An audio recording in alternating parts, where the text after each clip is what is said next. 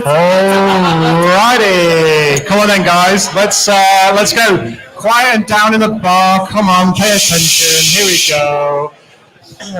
Right then, this is the podcast that you've been waiting for, because the last one was a bit dull, wasn't it? Because Ryan ran it. So let's make this a bit more exciting. Plus, Joe's at about 18 wines, and this means that she's going to say pretty much anything we want her to do.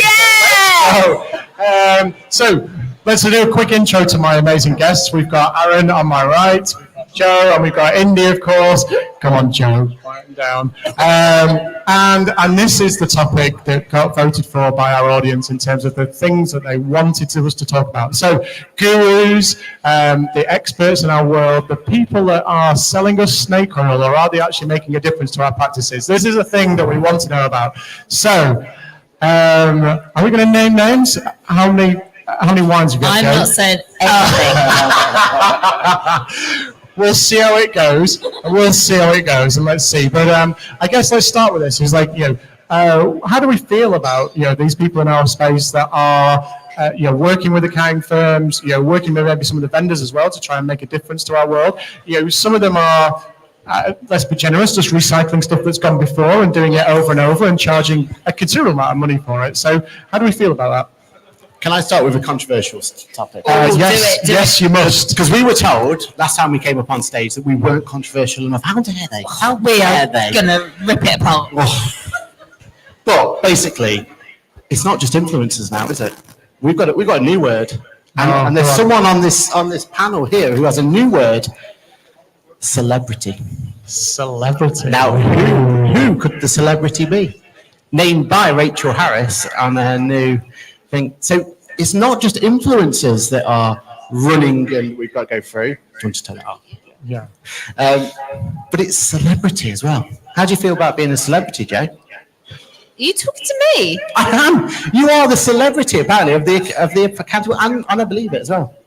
The celebrity. Are you joking? No, you are classed as the celebrity. Listen, I am just. Feedback's weird. Thanks. I am just the mum who is running a bookkeeping business, who needed someone to listen to, or any kind of influence whatsoever. I'm not a celebrity. That's ridiculous. My husband says to me, "Yeah, but no one knows who you are in Tesco's." They might know you're at Caltex. And I love that. Who are you kidding? You don't shop in Tesco's. Unless your outsourcer does. Is it because your outsourcer shop at Tesco? Oh, it's Ocado. That's what it is. Oh, here we go. I do have an Ocado. But I also shopped at Tesco's yesterday for an emergency roast dinner. But that you outsourced? No, I cooked my roast dinner. That's the only thing I do for my family is I do cook. So, I mean, Joe, we're being a little bit unfair with you, but, I guess... I'm drunk, it doesn't matter. Well, there's a thought. I guess, one of the things is like, I think for me at least, there's a difference between people like yourself. You've got lived experience, you've built up a bookkeeping firm, you've been very successful at it, you sold it with your business partner, and now you're running something else as a consequence of that and giving back to the community. But there are a lot of people in our space who just claim to be sales experts, accounting firm experts, marketing experts, who don't have that lived experience. So I'm going to come to you, Indy, because I know that you've worked in this kind of world as well. So like, what do you think about this? And is that a real issue? Because people do want an easy fix for their accounting or bookkeeping firm, don't they? Yeah, I think that it's really hard to be able to come into the space and not learn from the handful of people that do stand as influencers. And I know that's very easy for someone in the background to say, but the whole point is that the one unique thing about the accounting industry is that people are very collaborative and they're very open about sharing their playbook. I don't think that's a bad thing. And I don't think that anyone that comes in as an influencer should be penalized just by virtue of the fact that they're putting themselves out there to influence. It doesn't mean that they have to be the expert at everything that they do. But I think that's the bit that bothers me sometimes about how we interpret the people that are trying to at least give you a structure and their playbook. Maybe it's not always from the same level of experience that you would want them to have, because you set some standard for them, but by yourself, by the way. It's the fact is that every single person is a learner at one point or another. They're a student at one point or another. And I think that if there's someone that can improve your game by 5%, and that's what we should be looking at, is does this person improve my pattern, my playbook by 5% and influence me to do one different thing, then why is that penalized in some way or held as something that's a lesser standard? It feels like you're a bit snobby. That's Me? what I'm going to say. I mean, I honest. No, come on, let's be honest. But I think you make some really great points there, India, and I think that's entirely valid. That clearly some people place value in influencers and gurus in our market. Otherwise, they wouldn't exist, right? They wouldn't be able to charge money for the kind of services and support they give. But is there an element of maybe that sometimes they're not always being honest about what they're doing in terms of, we know the standard playbook for a sales guru, right? Is what do you do every year? Increase your prices, right? You just knock your prices up by 10% or 25%, or you keep doing it until a pipsqueak and don't worry about losing 5% of your clients, because that's the rule. And you do it over and over and over again. And there's not really anything to that. There's no science to that, really. There's nothing fundamentally different from what people were advising 25, 30, 50 years ago. It's just that we're recycling old ideas, and then someone gets to write a book or charge fees for going off to Portugal for a few weeks and going on a boot camp.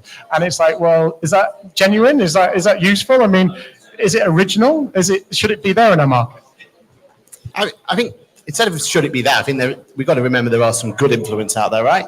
And in this room, there's some amazing influencers that have changed the way my career has gone because of what they've been able to do for me and help me and get my finger. But have you paid them any money? No, because there you go. Yeah, and I think that's the point, right? Like that is the point where we've got to think. But there are influencers out there who are charging, and rightly charging, aren't they? There are influencers out there who will literally show you how they've grown a multi-million-pound business in 3 years. Like those people do exist, don't they? And those people are the people we should be listening to, and we should be listening for. The problem we've got is the people who imitate them, isn't it? And the people who just take their content, just repurpose the content all the way over social media and have no credibility behind it. And that's the pain point, isn't it? Like that's the point that we're upset about, and that's why we're here talking about today, right?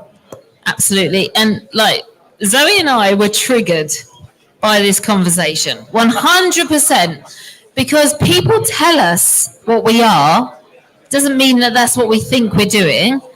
And we were going, but we do this for free and we do that for free, and you don't get your boobs out. And we do this yourself. Well, and we were going through Ryan's list. Is that you? Is that me? And it's funny what I said to I messaged Ryan separately, and I said, in the bookkeeping space, we are fighting so hard to get bookkeepers to say who the hell they are, what they do, and get visible. And you start saying, well, influencers are snake oil. They're going to go, well, I'm not going to sell my services. And what I said was, but every business owner needs to influence their customers to buy. Every accountant in this room needs to influence people to buy. Doesn't mean, as long as they're doing it with integrity. I'm not talking, whoever you're talking about, I don't know of them, right? I don't know of these people, and maybe I'm like naive.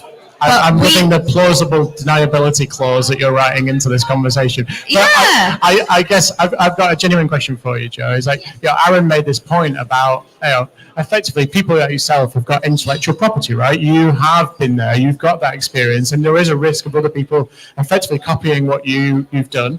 And surely there must be an element of frustration there in terms of that is a little bit unacceptable in our world, because there are only so many people with this kind of lived experience who want to go out and pursue this opportunity to deliver these kind of services to other firms, right? Do you know what? If people actually went out and did what I did, I'd be really bloody happy. They don't listen to me and they think that I did something different and not what I'm telling them to do. I'd be grateful and happy if they actually did it. But not everyone is built the same. So people need someone to look up to. And like me and Zoe just say, we're a couple of mums and we've just done what we've done. And do you know, the biggest thing that sells is me telling the F-ups that I've made. Like, I'm 25 years in. It's only the last 5 years I've done all right.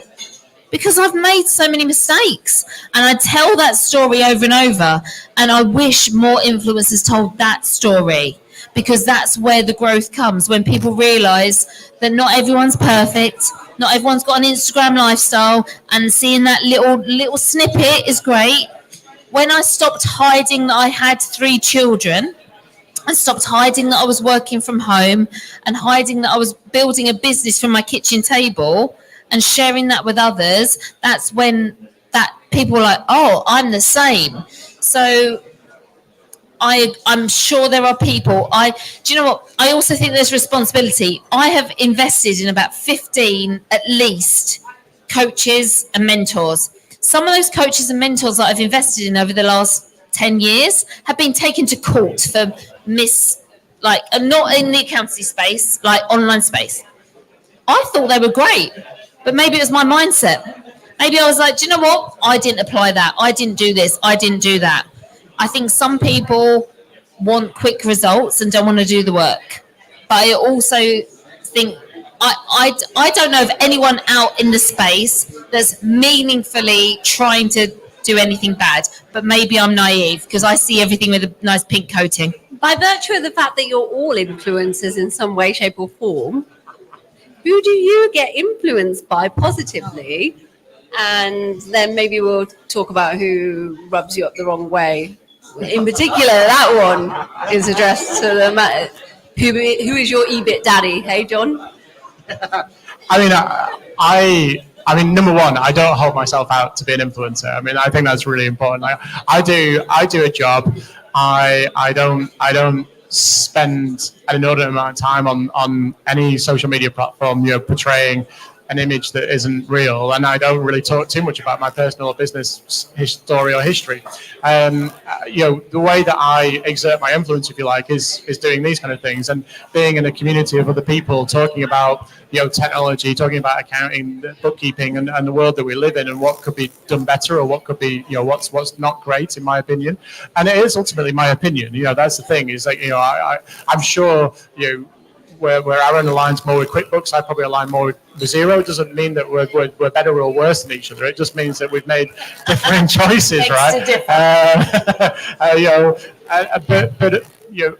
Ultimately, that's just what works for you, in your particular realm and stuff. And in terms of who else influences me, like, again, it comes back to the community thing. Like, I am completely switched off by these people who post stuff on LinkedIn or Instagram, and it's like weekends are for the week and all this kind of bullshit. It's like I'm interested in like genuine stories about people that can talk about stuff that really make a difference, in either my personal life or my business life. And I think, unfortunately, quite a lot of what you see in those like streams is just fakery and it's nonsense. And quite often, if you do invest in some of these things, you get very little outcome as a consequence of that, because all they're doing is recycling what you can read in a book for $5.99, and you're paying £300 a year for something, or £200 a month, or something crazy like that. And I think that's for me, that's where I get frustrated about it. And I don't express that very often because I can't be bothered. But I think the reality is that I would like to see more people called out for the bullshit that they put out there and the bollocks, and for people to be genuinely honest about the fact that, has someone had an influence on you, where you paid for a coach or whatever it is, and talk about them more often. Because again, I think we don't often talk about the people that help us, whether they're mentors or coaches or whatever, and really, say why they've made a difference to you. I think, though, the only counter to that is most of those instances you're talking about, they've built a community, and it's normally the community that's the important bit, right? Like, whatever the price they're paying to be in that community is up to them. But I think the value they see, whatever that price point is going to be, is because they're part of a like-minded community. For whatever reason, they've all come together because of that influencer or whatever the reason they've got there. But they're definitely a benefit to community. I mean, you're a perfect example, right? Six Figure Bookkeeper is the ultimate community for bookkeeping, right? And I think that's the value. And we've got a few accountants in there, just to say. What? How dare they? We knew we should have done accountant versus bookkeeping as a topic. Jeez.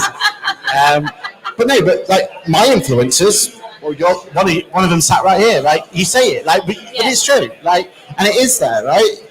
Like, influencers to me are people who show me how I should be conducting my business, how I should be taking my business to the next level. Stuart Hurst, Rachel Harris, like I could list them all, right? These are people who are showing me that I'm doing it wrong. I'm not doing it right. I'm muddling through, and those people are showing me how I should be doing it. And I think that, to me, that's the goodness of the influencer space, and it's difficult. Right? I think just to add to that, I mean, I'm not trying to call anyone out here, but I know that there are people that we would sort of lean on and say, oh, they're an influencer, they're doing incredible things with their business. But actually, when you dig under the rocks and start having a look at the business, is actually their business is failing. They're not making money, they're not being successful in all of the ways that us as accountants and bookkeepers measure that, and ultimately, they are recycling the same old stories, and I think again that's the frustration of this is like you've got to have a level of honesty. Like you were saying, Joe, is like you spent 25 years doing this, and it was only in the last 5 years that you really kind of like knocked the nail on the head and really got the business sorted, had a successful outcome as a consequence. But I think that's the problem is like we seem to have this strange measure of success. It's like, oh, I've just won another client today, and I won a client yesterday and the day before and the day before. So what? Like, who cares? Like if you're not making any money out of those clients, you can win as many clients as you like. It doesn't make a difference. Or how many clients have you lost? Because that's most of the time, right? Like most of the time, it's this horrible situation where they're just churning clients all the time because they're not delivering. They're spending all their time stealing everyone's content. In January, Zoe and I went on a business retreat skiing, but not Flinda. But we're coming this year because now people know that we skiing as well. I managed a day. Outsourced their legs. I did. I need to outsource my legs.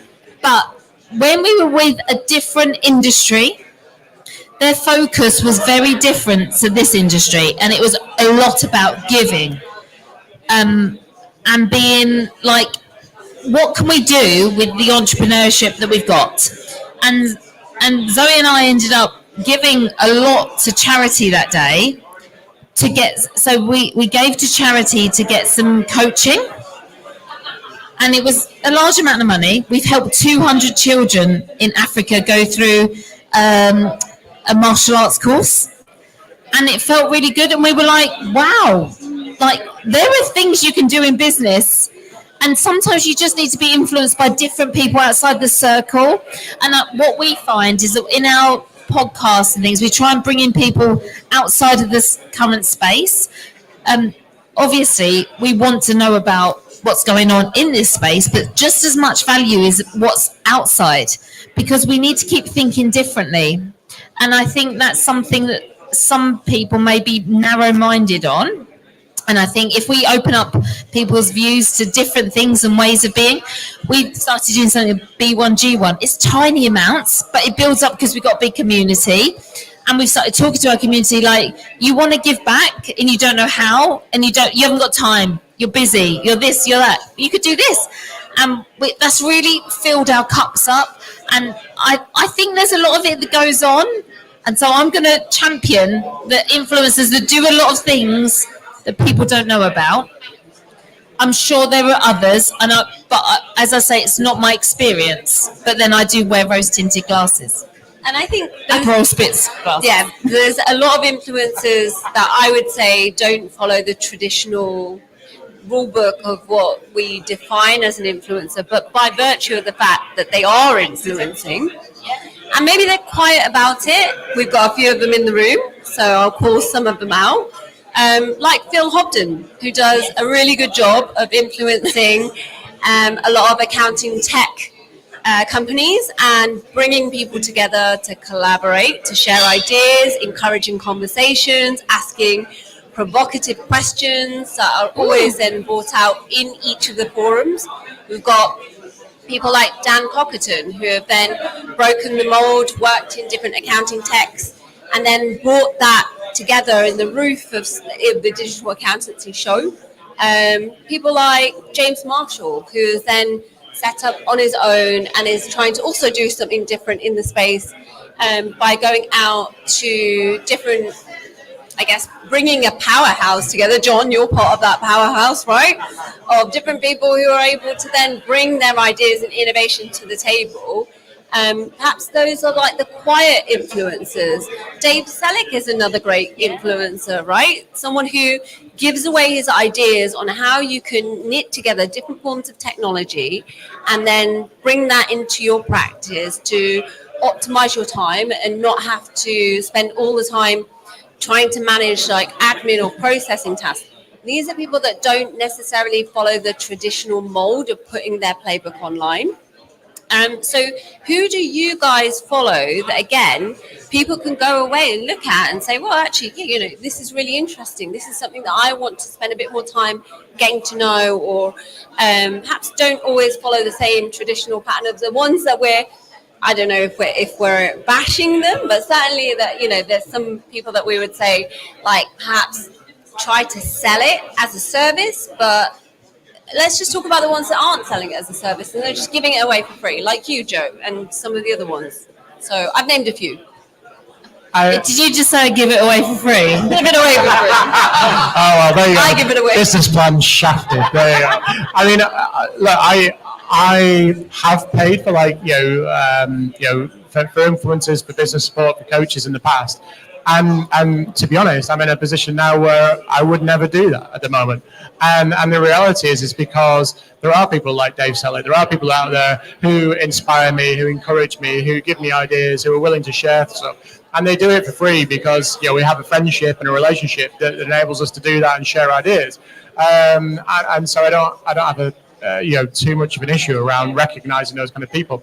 I think for me, fundamentally, where this comes back to, though, is I think, we talk about this old adage, particularly for accountants, it maybe applies to bookkeepers as well, is that we're almost like our own worst business advisors. We're supposed to go out and advise businesses about how to run, how to run their businesses, and yet we can't seem to run our own. And I wonder if that comes down to, is it, do we as accountants and bookkeepers in the community just lack confidence to be able to do that, and so we have to tap into someone else to provide an element of support?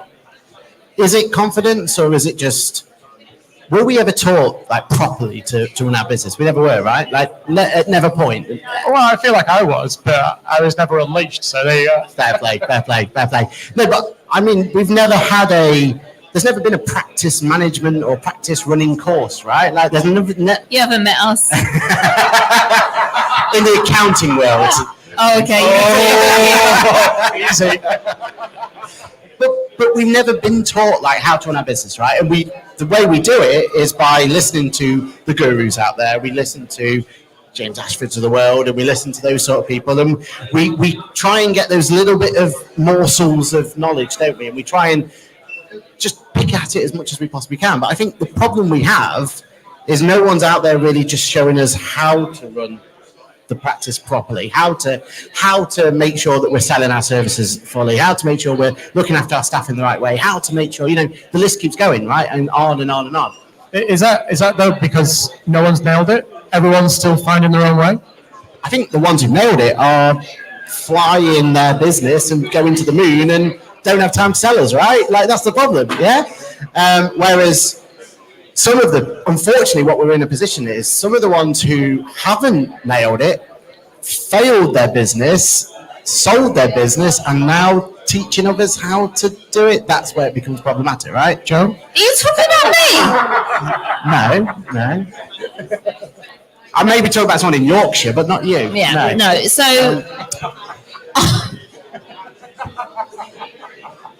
Oh, boxing gloves. I'm right behind you. Go on, yeah, down it. Can we have a drink over here, please?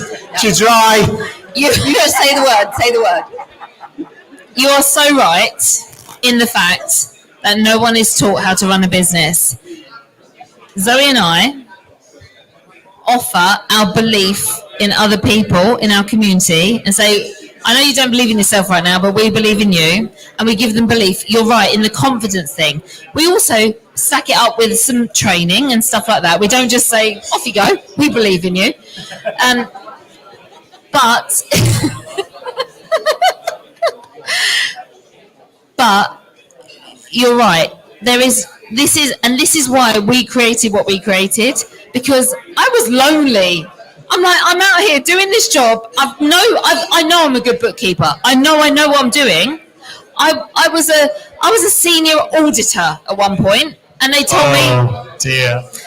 They told me, do you know what mums do? They become a bookkeeper. If you're going to have a baby, go and be a bookkeeper. And then when I became a bookkeeper, I was like, no one knows what a bookkeeper does. Last week was an event and someone went, is that a fancy librarian? I was like, Zoe, we have got more work to do. You don't wear glasses, that's a problem. We've got a lot of work to do. But you're right, it's about confidence and belief. And people don't believe in themselves, so they need someone to believe in. And I truly believe that most people in the space that want to lead people are trying to do it in the best way and in a good way. I'm sure there are some people that aren't, but I think we're all, like I said in the first section, we're adults. We can do our own due diligence. We can figure it out and just don't follow a dick. Well, you're completely right. Never follow a dick. That's what we've learned today. But the question is, who are the dicks? Don't know. Before we talk about dicks, can I just say though, one thing that you've done right is you've made sure that your community is something you control, right? The six-figure bookkeeper, you control it. You let who in. You've got that element. I think the problems we got is that if you're just going to go on Instagram or LinkedIn or whatever social media platform you're going to use, you're just spouting to everyone, and then people listen to what you're saying, and that causes the problem, right? At least you've got a gated community, right? There is a responsibility and a pressure to always, like, people tell you need to put stuff out all the time, and I'm like, well, what if I'm just talking shit? I don't want to. I'm genuinely saying what I feel, but it might be the wrong thing. It's a big load to bear. So I think on the other side, like of course, we have people that are following us. I don't see myself as an influencer. You're a celebrity, that's why. Yeah. Well, you don't want to be a slave to the algorithm either, right? That's the issue. Honestly, if you ask my teenage kids, they go, "Who are you?"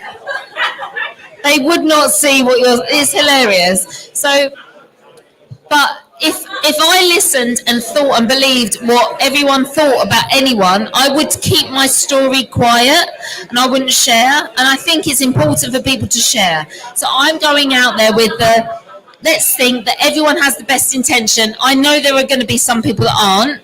I do think most people want the best. And I love that you're here because it was scary thinking about what they'd say.